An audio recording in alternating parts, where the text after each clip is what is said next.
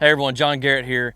This is a next level spotlight series, and today we're going to be talking about the tactics, mechanics, and strategy of how to correctly approach cover and fish, the best way possible.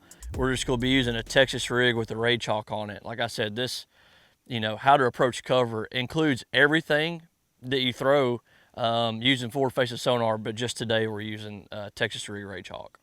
So the strategy behind this, it's one of the most important things when using forward facing sonar is how to approach, a piece of cover like a brush or a stump or even just fish in general. And like I said, it's really important, and there's a lot of things to consider. You got to consider wind, sun angles, how close, how far you are, how clean the water is in your situation.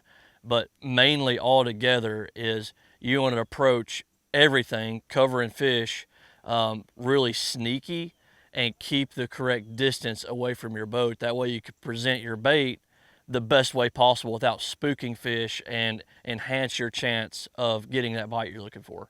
A lot of things will spook fish out of a piece of cover, or even just a roaming fish. It's very easy to spook them.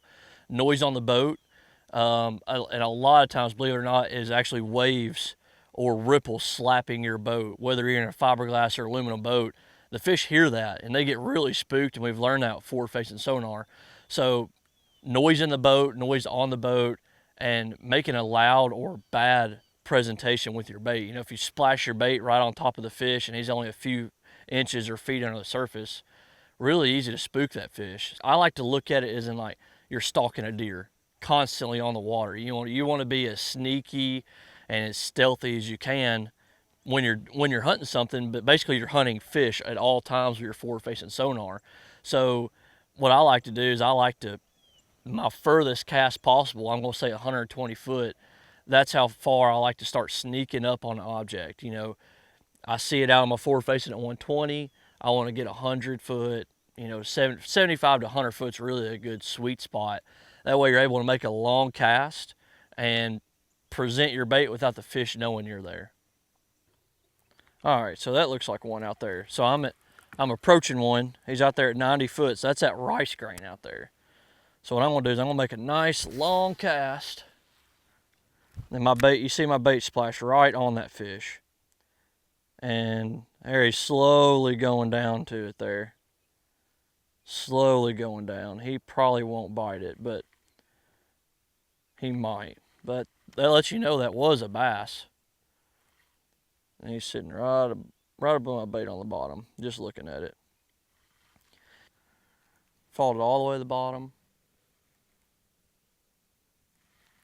He's got it. There we go. That's not a bad. It's a fun fish. On the rage bug.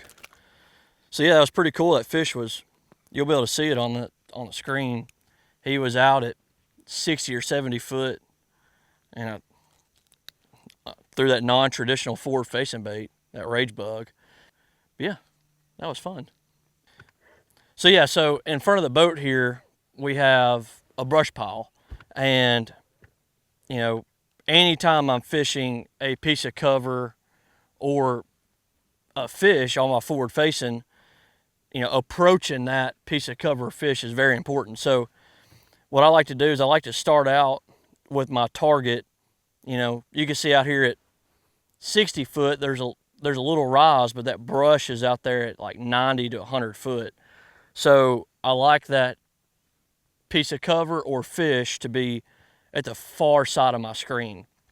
And we don't have any wind today, but for instance, if I had wind, I'd want that wind blowing in my face so I could approach this correctly.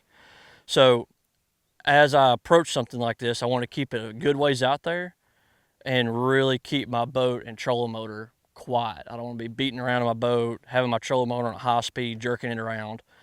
So I have this out here at an appropriate range, 80 foot now. So I'm going to launch my bait out, and you can see it splash right there at 70, 75 foot, and I'm sinking down to that brush.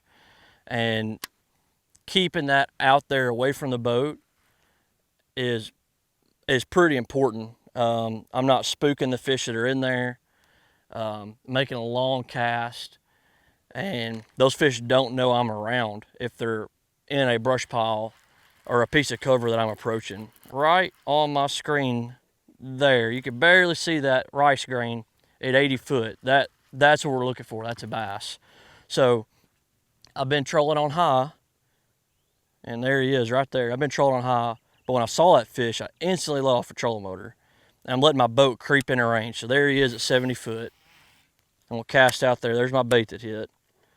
And I'm gonna let my bait just slowly get down in the zone of that fish. He's right there. And he didn't act very well. That's how I would do that almost every single time. Is I'm cruising around at high speeds. See, there's another fish there. Cruising around at high speeds, and when I get a fish in frame, I instantly let off my trolling motor. See, look at here. Bait's going down to him. And it went right past him. He's not interested. But that's exactly what I do. Troll around at higher speeds, see something, there's another fish. And when I get that fish in frame, just slow my boat down, let my boat just slide up to where those fish are. Really just gives you, like, I just made a bad cast, and if I had floated up on that fish really quick, I wouldn't have time to make multiple presentations to that fish. So gives myself room for error and gives you a better opportunity to catch that fish because he doesn't know you're around. Yeah, I hope y'all learned something about how to correctly approach, cover and fish using your forward facing sonar. But this is what that whole Spotlight series is. It's about us teaching you how to learn stuff. So yeah, check out all the other videos that we've done on the Spotlight series.